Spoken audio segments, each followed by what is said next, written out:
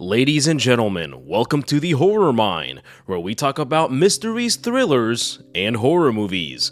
This week, my friends, I'll be going over the newly released 2021 horror film, CANDYMAN. The film is a direct sequel to the original CANDYMAN film released back in 1992. CANDYMAN follows the story of now grown-up Anthony McCoy, an artist struggling with his artistic creativity. Like Helen Lyle of the original film, Anthony becomes interested in the Candyman legend and begins doing research on Candyman as a source of inspiration. It isn't long before Anthony digs himself too deep and discovers secrets about his past and the connections to Candyman himself. Directed by Nia DaCosta and co-written by Jordan Peele, CANDYMAN is a beautifully shot horror film with a haunting soundtrack filled with great performances. I'll be explaining the events that take place throughout the film, and what the film's ending means for the overall CANDYMAN lore. If you enjoy this video, please click the like button as it really helps the channel and I truly appreciate it. But without further ado, sit back and relax and join me as we explore the mythical urban legend of Candyman. Our movie begins with the Universal, MGM, and other logos appearing on screen backwards as if being shown through a mirror, which was pretty neat. During the opening credits, we see several locations throughout Chicago similar to the opening of the original film. However, instead of it being an overhead shot like the original, these shots are filmed from the ground going up. In 1977, a young boy named William is playing with silhouettes in his room and his mother tells him to go do the laundry. William lives in Cabrini Green, a public housing project located on the north side of Chicago. We see a heavy police presence in the area searching for a man named Sherman who has been scaring all the residents, specifically children. Down in the laundry room, William comes face to face with Sherman, who creepily crawls out of a hole in the wall. This scene is very reminiscent of when Helen Lyle crawled out of the hole resembling Candyman's mouth in the original film.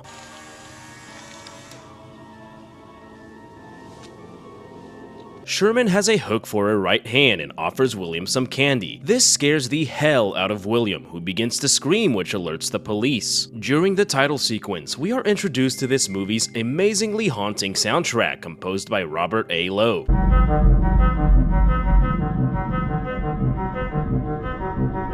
We then meet our main character, Anthony McCoy, Anne-Marie's baby boy who was abducted by Candyman in 1992 and rescued by Helen Lyle. Anthony is all grown up now and portrayed by actor Yahya Abdul-Mateen II. He is accompanied by his girlfriend Brianna, her brother Troy, and his boyfriend Grady. They briefly discuss the gentrification of Cabrini Green before Troy tells them the urban legend of Helen Lyle. By the time the police show up, she's in one of the apartments doing snow angels in a pool of blood. We see that the events of the original film have drastically been lost in translation over the years and now portray Helen as a crazy villain. Anthony is an artist who has seemingly struggled with inspiration the past couple of years. His girlfriend Brianna is an art gallery director with lots of connections who gives Anthony opportunities to show off his work. He shows his latest piece to an art dealer named Clive who isn't impressed with his work. Anthony tells him that he plans on working on a new piece inspired by the housing projects of Cabrini Green. He begins doing online research on Cabrini Green's history and finds several articles talking about Helen Lyle. It's interesting to see how Helen's story is now perceived by the public, who all believe Helen to be a crazed lunatic that murdered several people and abducted a baby. The end of the original Candyman showed the residents of Cabrini Green showing up to Helen's funeral in gratitude for having saved baby Anthony from Candyman. Anthony visits an old church in Cabrini Green and gets stung by a bee while taking a picture.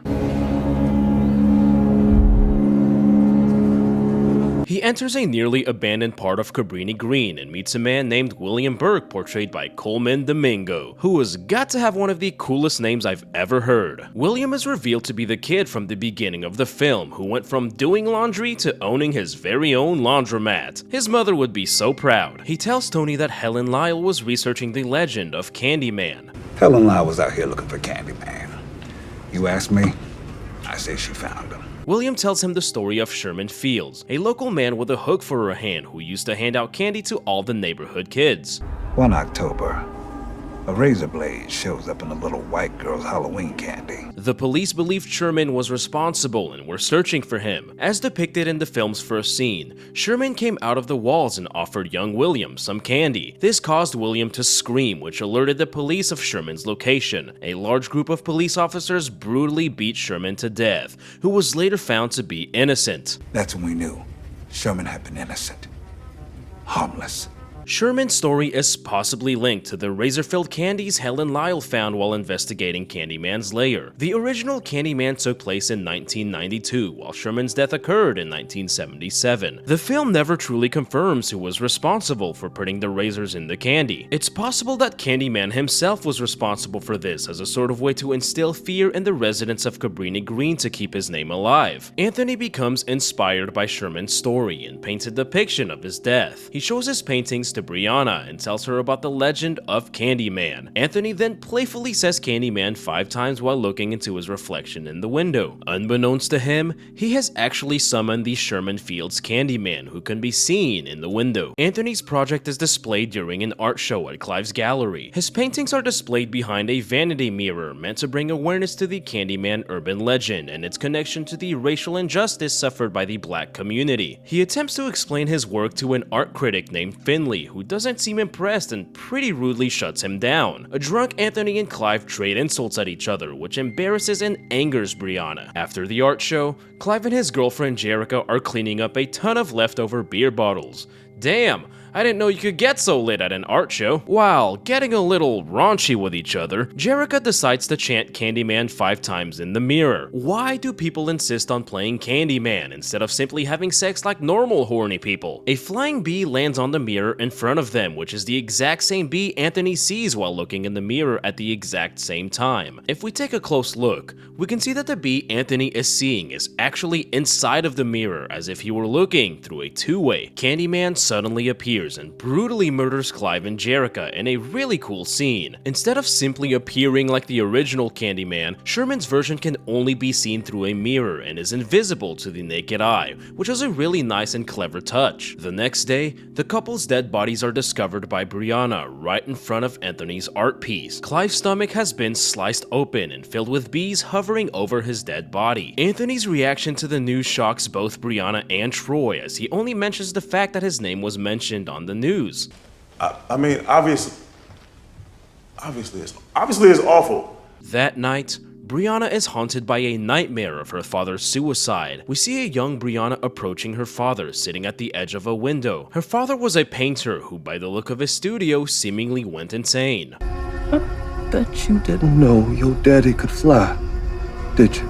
She wakes up from her nightmare and sees Sherman's reflection inside of a mirror. And it was a nightmare within a nightmare. Those are the absolute worst. She sees Anthony standing in the bathroom looking pretty out of it. He tells her he had a bad dream, but he doesn't elaborate what and closes the door on her. The next day, he checks out Helen Lyle's camera and audio files from a library, although you would think they'd keep that as evidence in a police station. He walks into an elevator surrounded by mirrors, and his hand now seems infected as a result of the bee sting. The elevator then begins to malfunction and a piece of candy falls to the ground. The candy has a small razor inside, and Anthony then sees a reflection of Sherman directly above him before the lights go out. This is pretty odd considering Sherman was supposedly innocent and wasn't the one who put razors in the candy. This is something I wish they would have just confirmed as opposed to just taking Williams' word for it. Anthony's hand is now looking extremely gnarly and disgusting and seems to be spreading throughout his whole arm. He is aggressively painting a face in his studio that is eerily starting to resemble that of Brianna's father before his death. We also hear the audio tape of the two custodians being interviewed by Helen Lyle speaking about Ruthie Jean's death. She heard this banging and smashing like somebody was trying to make a hole in the wall.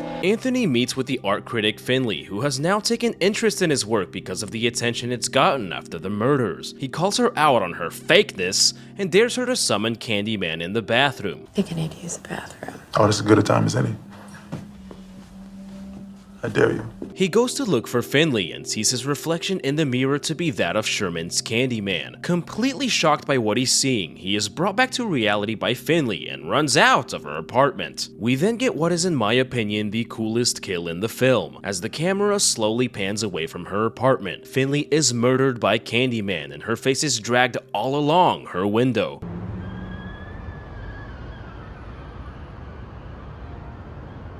showing that Finley took Anthony's dare and summoned Candyman off screen. Anthony goes back to William to ask him who or what exactly Candyman really is. He tells of several men throughout history that were unjustly killed due to racism. Samuel Evans in the 1950s, William Bell in the 1920s, and Daniel Robitaille, the original Candyman, in the 1890s. Robitaille was the son of a slave who became rich by inventing a machine that mass-produced shoes after the Civil War. He had a natural talent for painting portraits and was hired by a wealthy Chicago factory owner to do a painting of his young daughter. The two fell in love, and the woman became pregnant with Robitaille's child. The father became enraged by the revelation of their interracial relationship and hired a group of men who chased Candyman all the way to Cabrini Green. Tortured him. They cut off his arm and jam him meat up like a stump. They smeared honey all over Robitaille's body and he was stung by numerous bees. He was then burned alive in front of a crowd and his ashes were scattered all over Cabrini Green. His senseless, racially motivated murder turned Robitaille into a vengeful spirit and into the urban legend of Candyman. Candyman is a symbol that represents the racial injustice suffered by the black community throughout the years and was renewed after the deaths of William Bell, Samuel Evans, and Sherman Fields, who each became a part of Candyman's hive. Brianna sees the disturbing and dark faces of all the different Candyman that Anthony unknowingly depicted in the paintings. He tries to tell her that he made a mistake by summoning Candyman, but she thinks he has gone insane. She tries to say Candyman in front of a mirror to prove he's not real, but Anthony quickly smashes the mirror and scares Brianna away. She heads to her brother Troy for comfort, who tells her that she doesn't need to be present every time an artist has a mental breakdown, referencing the parallel between the time she witnessed her father's suicide and Anthony's current transformation. At a high school, 4 teenage girls summon Candyman in front of a bathroom mirror and are all brutally murdered. The kills sound absolutely brutal, but are only briefly shown through a small circular hand mirror. The infection from the bee sting has now spread throughout Anthony's entire arm and is starting to spread to his body. He seeks medical treatment at a local hospital and finds out he was born in Cabrini Green and not on the south side of Chicago like his mother led him to believe. He confronts his mother, Anne Marie McCoy, who is again wonderfully portrayed by Vanessa Williams. He asks her about his past and about Candyman. Don't say that. Oh, yes ma'am. She tells him that she kept the truth from him so he could grow up happy and normal, something that was very clear from the moment we met her in Baby Anthony in the first film. We see that Anne-Marie is sporting the battle scar from when she was cut by Helen with a cleaver, which was a nice little detail I'm glad they added. She tells Anthony that Helen Lyle wasn't crazy and that she was the one who rescued him from Candyman. Candyman had a purpose for Anthony and wanted him to burn with him the night of the fire so they could live on in legend forever. Anne-Marie moved away from Cabrini Green and refused to ever speak of Candyman again to protect her son. Candyman was able to find Anthony when he began his research into Cabrini Green. I believe the exact moment he was found was when he was stung by the bee in front of the church. The bees act as a sort of extension of Candyman, which is why the bee sting is starting to transform Anthony's body. Anthony is completely distraught by the revelation and leaves his mother's apartment without saying a word. He returns to Cabrini Green and is lured by several flashes of light coming from inside of one of the row houses. Brianna notices Anthony's absence and goes to look for him at William's laundromat. She sees Anthony's hat sitting on the counter and the door behind her suddenly closes and locks on its own. William suddenly shows up behind her and knocks her out. Now, we have a witness. In a flashback, we see a young William witness the murder of his own sister and her friend at the hands of Candyman in the bathroom. He sees the spirit of Sherman Fields, who smiles at William in the bloody aftermath. Brianna wakes up tied up by William in the middle of an old church. Anthony is sitting in front of the church and the infection has spread to over half of his body. He appears to be in a catatonic state and does not seem to have control of his own body. William places a call to 911 telling the police that the Candyman killer is located at the row houses in Cabrini Green and is killing people. A black man, around 30. He was waving a hook and talking crazy. I think he's killing people down there. William knew that baby Anthony would someday return to Cabrini Green and finally be able to fulfill his role in helping the Candyman legend live on forever. William wants to turn Anthony into Candyman and kill those responsible for the gentrification of Cabrini Green. He then proceeds to saw off Anthony's right hand and sticks the infamous Candyman hook in the bloody stump. Finally, he places a cool-ass Candyman jacket on Anthony to complete the transformation, because no Candyman is ever complete without his badass coat. If we take a look at the first scene in William's laundromat, you can see this very coat hanging directly behind him. William reveals that he is banking on the police to unjustifiably shoot Anthony, which will allow him to truly take on the mantle of Candyman after his death. Brianna manages to get free of her binds and runs away from a now truly insane William. Ready for the sacrament. He busts out 2 razor blade lollipops and begins chasing after Brianna. She runs into one of the row houses and we see William's lips bleeding from having sucked on the razor sharp lollipops. Brianna runs up behind him and stabs William in the eye with a pen from his own laundromat. She then repeatedly stabs him to death. I think he's dead.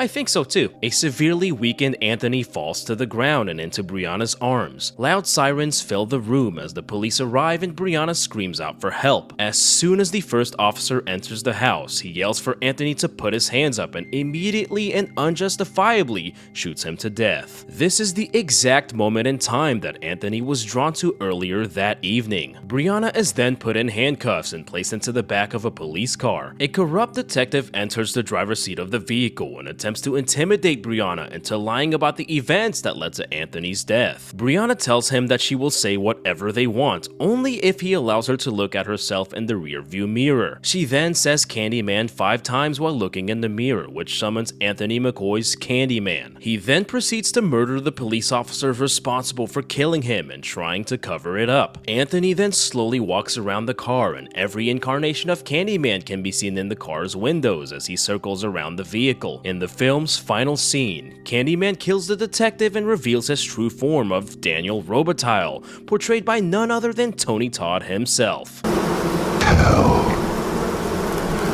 everyone. As she looks on in complete shock, several more police vehicles arrive behind her as the movie ends. During the end credits, we see silhouette depictions of all the Candyman incarnations and how they met their tragic deaths. And that, ladies and gentlemen, was Candyman. My friends, I was really looking forward to this movie. I love the original Candyman, which has now become an underrated horror movie classic. Although not as good as I feel it could have been if Jordan Peele was sitting in the director's seat, I thoroughly enjoyed the 2021 Candyman film. The film was beautifully shot, had a truly amazing and haunting soundtrack, and was filled with great all-around performances, specifically from Yahya Abdul-Mateen II and Coleman Domingo. The film does suffer from a very short runtime for the story it was trying to tell. It introduces many different plot points that aren't really elaborated on or fleshed out enough, which makes the film seem incomplete and rushed. For example, we are told by William that Sherman was falsely accused of planting razor blades in children's candies. However, there was never really any proof of his innocence, as there wasn't any mention of anyone else being found guilty of that crime. The reasoning they give is that more razor blades were found in more candies after his death,